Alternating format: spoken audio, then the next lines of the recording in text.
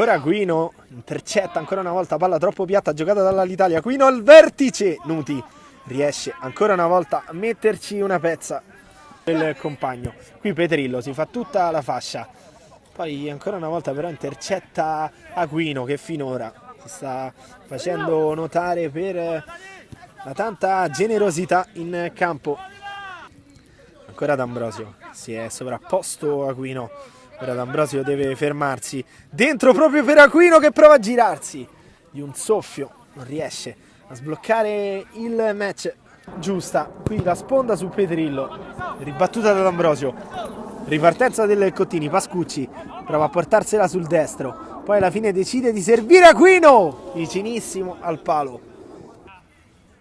Cambio di gioco, intercettato da Aquino, il doppio passo del numero 9 che supera Petrillo, numero 19, scusate, ancora Aquino, una serie di doppi passi, il sinistro, insidiosissimo, che si perde, però sul fondo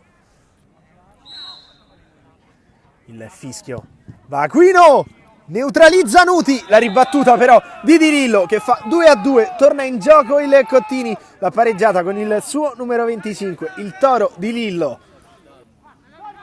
Viene a prendersela Rossi che guarda in avanti, ferma tutto Anselmi, subito di prima per Aquino, ancora 2 contro 1, sempre Aquino, c'è dentro di Lillo, tutto solo Aquino, va da solo, esterno della rete per lui.